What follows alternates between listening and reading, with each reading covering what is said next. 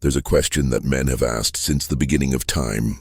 Why are women never satisfied? You give her love, she asks for more. You give her security, she craves excitement. You give her everything she said she wanted, and yet somehow, she feels empty again. Arthur Schopenhauer, one of the darkest and most honest philosophers in human history, didn't see this as a mystery. He saw it as the nature of desire itself. According to Schopenhauer, behind every smile, every seduction, every love story, there's something much colder, a biological will, an ancient instinct that uses human beings like puppets to serve its one purpose: the continuation of life. Love, he said, is not about happiness, it's about survival. It's not about connection, it's about reproduction. And once the will has achieved its goal, once desire has been fulfilled, the illusion collapses. That's why no matter how much you give, no matter how deeply you love, satisfaction never lasts. A woman's dissatisfaction isn't personal, it's existential. She is driven by the same blind force that drives nature itself: to want, to seek, to hunger endlessly. In this video, we're going to dive into Schopenhauer's dark psychology of female dissatisfaction, why women always seem to want something more, why love fades after desire is met, and how a man can rise above this tragic cycle without turning bitter. Because once you understand this truth, you stop chasing what cannot be satisfied and start mastering what can never be controlled. Welcome to Female Psyche, where we reveal the forbidden truths that most men are too afraid to face. Part 1. The will that uses you. Schopenhauer believed that what we call love is nothing more than the disguise of nature's will to live.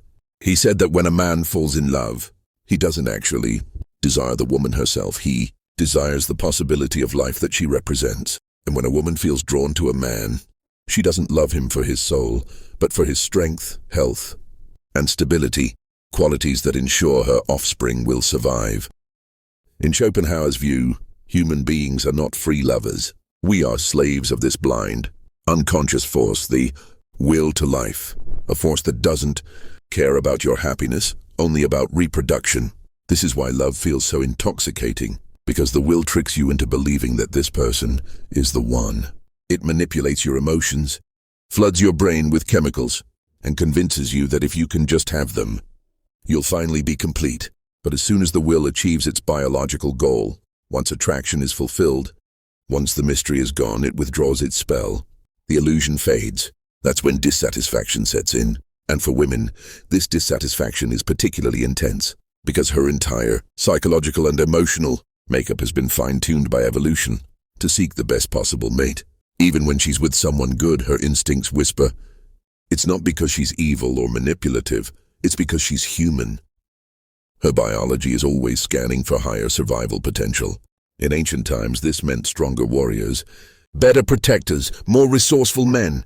In modern times, it manifests as craving attention, validation, or emotional thrill.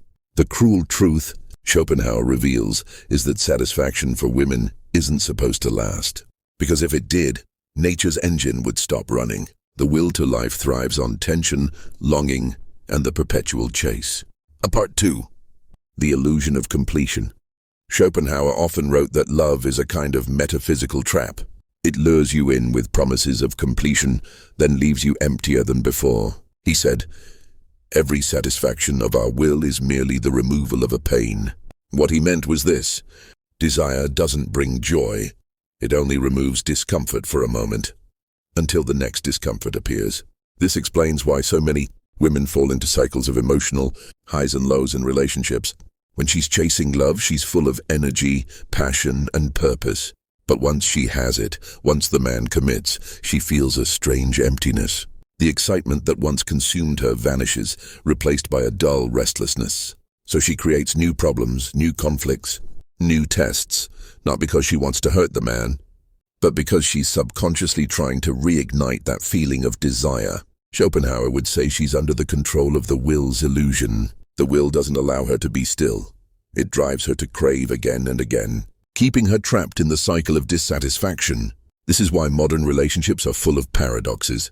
Women say they want peace, but they feel alive only in chaos. They say they want security, but long for adventure. They say they want a kind man, but crave the thrill of the unpredictable. Schopenhauer would look at this and say, of course, because satisfaction is death to the will. It can't survive in contentment. So it pushes her, consciously or not, to create emotional storms, just to feel the pulse of life again. That's why even the most perfect relationship eventually feels empty. It's not because love failed. It's because the illusion expired. Understanding this doesn't mean you should resent women. It means you finally see through the performance of nature. You realize that when she changes, when she withdraws, when she suddenly seems dissatisfied, it's not necessarily your failure. It's the will, using her emotions as tools to keep the eternal game alive. Once you grasp this, you stop expecting satisfaction from others. You stop chasing what's designed to escape you. And instead, like Schopenhauer himself, you begin to search inward for peace not in desire but in detachment. Part 3. The Mirror of Male Desire. Schopenhauer believed that men make a grave mistake when they assume that love is mutual, that a woman loves him for the same reason he loves her. He said that the male's desire is individual, while the female's desire is collective. The man seeks a particular woman, but the woman seeks the best possible man, according to the laws of nature and survival. This is why her attraction can shift so suddenly. It's not always about who you are, it's about what you represent. You are a mirror in which she sees her own survival, her own worth, her own emotional future. And when that reflection changes, her feelings change with it. For Schopenhauer, this was the cruelest truth of love, that what we mistake for a spiritual connection is often a biological transaction. Men are driven by the fantasy of beauty, the external form that stimulates the imagination, of pleasure and completeness. Women, on the other hand, are driven by instinct, the deep, unconscious need to select a partner who ensures her and her offspring's advantage. This explains why women are hyper-attuned to social status, confidence and masculine strength, because her biology has learned, over centuries, that her safety depends not on affection, but on alignment with the most capable protector. And that instinct doesn't fade with time, it evolves. In the modern world, it's not about physical survival, it's about emotional and social security. When a man gives too much of himself, when he becomes predictable, when his emotional availability turns into dependency, she no longer sees strength, she sees neediness. And the instinct that once drew her in begins to recoil. Schopenhauer saw this as the greatest irony of romantic love. That the very qualities that make a man a loving partner often make him less desirable. Because the will to life, hidden behind her emotions, isn't looking for comfort, it's looking for dominance, power and vitality. Part 4. Why women love conflict. To Schopenhauer, life itself is suffering, and nowhere is that more visible than in love. He believed that existence is driven not by peace, but by struggle, the endless tension between desire and frustration. This same principle, he said, lives in the female heart. A woman feels most alive not when everything is calm, but when there's emotional turbulence. She needs the contrast, the rise and fall of emotions, to feel that she's truly experiencing life. This is why she tests, argues, provokes, or withdraws, not always consciously but instinctively.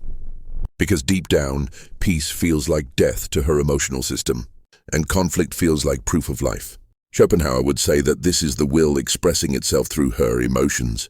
The will wants constant motion, constant desire, constant dissatisfaction. So even when she's with a good man, her unconscious creates friction to maintain the feeling of passion. If the relationship becomes too smooth, too predictable, the will loses interest and she begins to drift away. This is what men misunderstand about drama. It's not always manipulation, it's metabolism. It's the way her psyche keeps itself alive. Without emotional contrast, she feels invisible. Without challenge, she feels unseen. Schopenhauer saw this as the tragedy of romantic life. Because men seek peace in love, while women seek intensity. Men want rest after conquest. Women want the conquest to continue. This mismatch creates endless suffering, and it's why many relationships slowly decay into resentment or boredom. A man gives more, thinking love will make her calm. But the more he gives, the less she feels alive. She starts unconsciously to sabotage that comfort, to reawaken the spark that she's lost. And this cycle repeats endlessly. The only way to break it, Schopenhauer believed, was through awareness. To see that behind every emotional storm lies the will, the ancient mechanism of life pushing both lovers into dissatisfaction so that they continue to seek, to reproduce, to move. Part 5. The curse of comparison. There's another dimension to female dissatisfaction that Schopenhauer hinted at, though few understood it in his time. He wrote that human suffering grows with consciousness. The more aware we are, the more we compare. And nowhere is this more poisonous than in modern love. A woman today is exposed to infinite images of perfection, men more confident, richer, more successful than the one beside her. Even if she loves her man, her mind is subconsciously comparing him to countless others, and in that comparison, satisfaction dies. Schopenhauer would have called this the modern manifestation of the will, the endless reaching for what could be. He said that desire multiplies faster than fulfillment, because the imagination expands faster than reality. So even when she has a good man, a stable relationship or comfort, her imagination creates a version of life where she could have more passion, more attention, more proof of her value.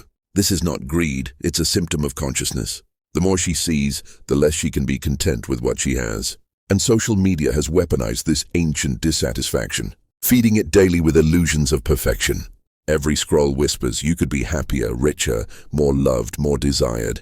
The will thrives on that whisper.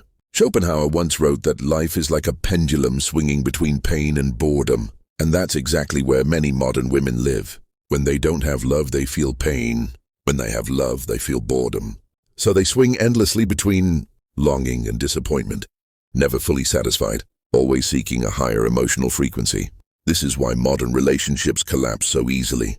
Not because love doesn't exist, but because satisfaction cannot survive in a mind addicted to possibility. The more choices she perceives, the less any single choice can fulfill her.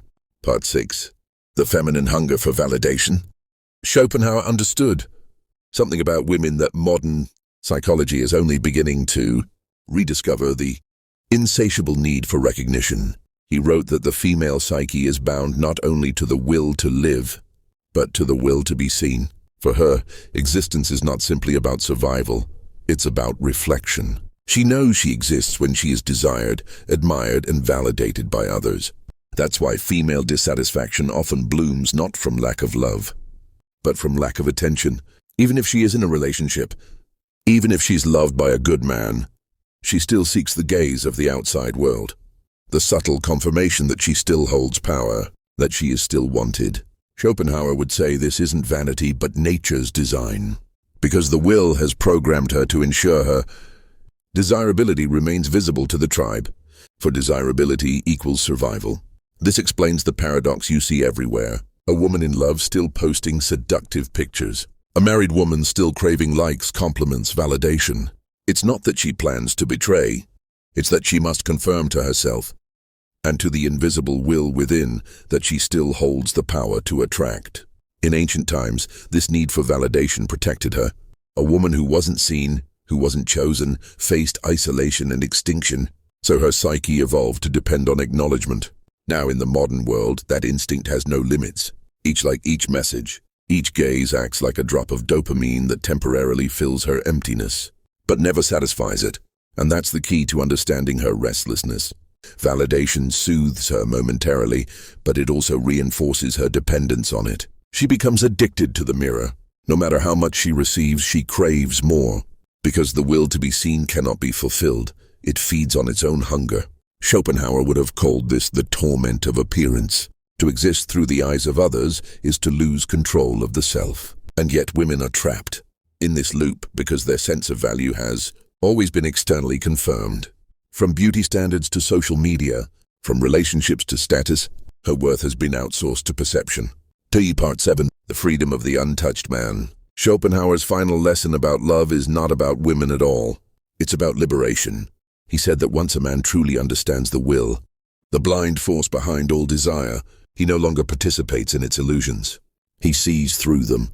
He recognizes that the world is built on suffering, and that satisfaction is only a brief pause before longing returns. In love, this means seeing the woman's dissatisfaction not as betrayal, but as the law of nature. She cannot be still because the will won't allow her to be. She is condemned to desire, to compare, to yearn endlessly, just as the sea is condemned to move. The man who doesn't understand this becomes bitter. He feels rejected, unappreciated, and powerless. But the man who awakens, the man who becomes aware of the will's trick, becomes free. Freedom begins when you stop demanding permanence from what is temporary, when you stop expecting her emotions to be stable, when you stop chasing satisfaction through someone whose very nature is built on change. Schopenhauer's wisdom was never meant to make men hate women. It was meant to disenchant them, because love, when seen through illusion, enslaves. But love, when seen through truth, liberates. You stop saying, "Why isn't she satisfied?" and start saying, "Why am I still trying to satisfy the insatiable, the dark enlightenment?" So now you know Schopenhauer's dark truth. Women are never satisfied, not because they are flawed, but because life itself is dissatisfaction in motion. The will to life created desire as its weapon, and it uses men and women alike as instruments of its endless continuation. Her restlessness is not personal, it is cosmic. Her craving for attention, her shifting emotions, her endless search for something more are not signs of weakness, but reflections of nature's hunger. And your suffering, your confusion, your heartbreak is simply the collision between illusion and truth. Schopenhauer would tell you, if you expect peace from love, you will suffer endlessly. But if you seek understanding, you will find freedom. You cannot satisfy a woman who is designed to seek dissatisfaction, but you can transcend the need to be her source of it. You can learn to love without attachment, to give without expectation, and to walk away without bitterness. When you stop trying to please what can't be pleased, you become dangerous because nothing owns you anymore. Not her moods, not her validation, not the illusions of romance. You become the stillness she cannot shake, the mystery she cannot decode, the presence she cannot replace. That is the man who rises above the will, the man who no longer seeks satisfaction in others because he has found it within himself. In the end, Schopenhauer didn't hate women, he pitied humanity. He saw that we are all prisoners of the same force, endlessly chasing what fades, and mourning what was never meant to last. But in that realization lies the beginning of liberation. Understand this truth, and you will no longer ask why women are never satisfied. You will instead ask, why did I ever expect them to be? And that question is where your peace begins.